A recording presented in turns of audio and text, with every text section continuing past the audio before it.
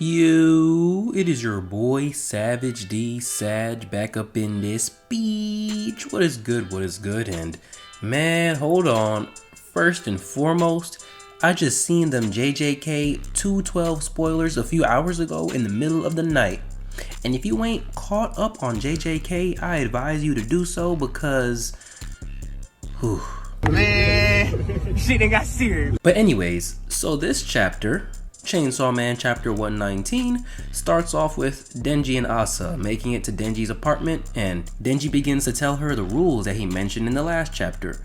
The first rule he shares is for Asa to not open any other apartment door than his, and she is actually operating like a normal person in this instance, asking him why would she open another person's apartment door in the first place. Denji's awkward self lets her in the apartment after saying that was a good point, and we see an array of things that gives us a little insight into Denji and Nayuta's relationship and interactions. There's a board game and manga on the floor, some stickers on the door, a whole ass fart chart, which is, yeah, them niggas is nasty. And last but not least, there are two plants, one alive and one dead as hell. And I'm surprised to say, but Denji's plant was the one that was actually being taken care of. So this is an extra sign that maybe our boy actually has grown up a little bit. But anyways, Denji and Asa start watching the movie after he cleans up a bit, and Denji remembers to tell her the second rule, which is to not open the fridge. Asa has yet another normal person reaction when it is their first time at someone's crib, telling Denji that it is common sense not to open someone else's fridge.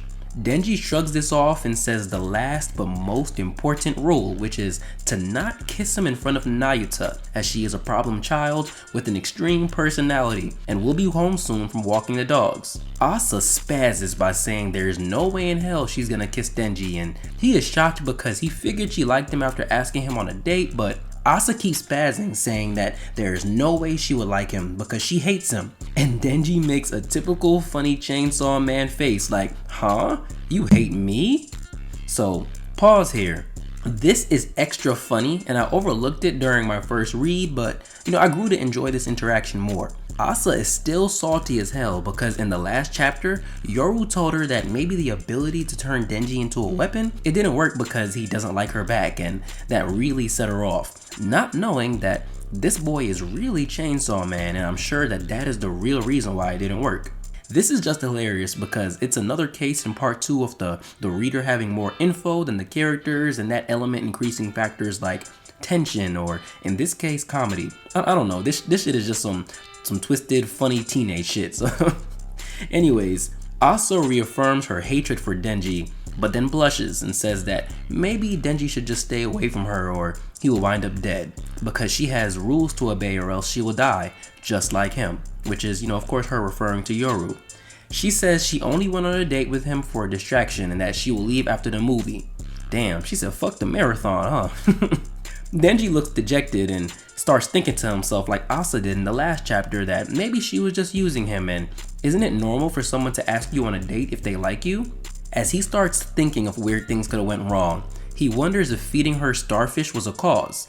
Then arguably the most hilarious part comes next, where he starts saying that someone once told him that he smelled like a wet dog.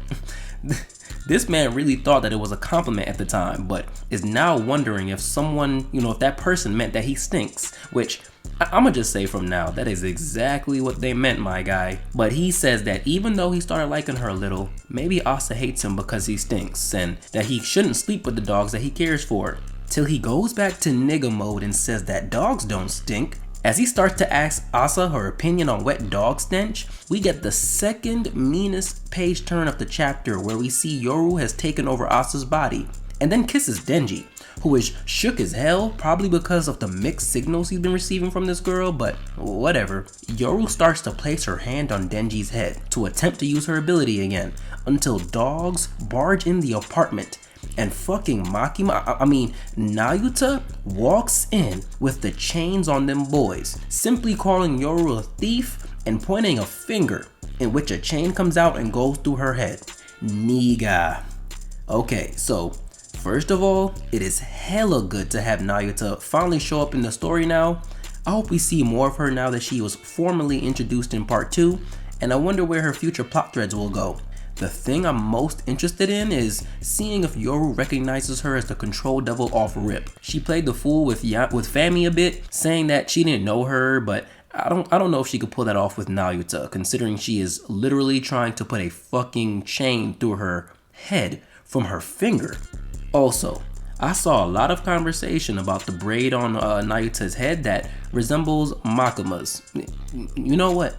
I'ma just leave that there. Anyways, my next point, so in the event that Yoru realizes that Nayuta is the control devil, I wonder if that will finally raise her suspicions towards Denji. We know her and Asa still don't know that he is Chainsaw Man, but she should definitely be curious as to why he is the caretaker of the control devil if she recognizes her.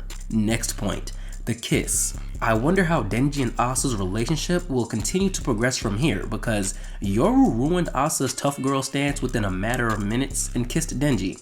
Now, he doesn't know what healthy love is at all, so I can see him taking her mixed signals as some part of, a playing hard to get act. And last but not least, don't forget Haruka. We all saw him snooping on Denji and Asa last chapter, so it's safe to assume that he is not far at all. I wonder what he will do if he peeped what happened and what he will do with said information. Man, I had to read this chapter like 3 times to appreciate it fully. It's not as good as the last 2 chapters for me, I will say, but it is still actually a very solid chapter. This really makes me excited for what is next because there are way too many options that Fujimoto can take. But anyways, if you have anything to say about what I gotta say, drop a comment. I see all of them. I reply to all of them. If you like what I had to say, like, sub. Show some love to your boy. It's your boy Savage D Sag, and I'm out. Peace.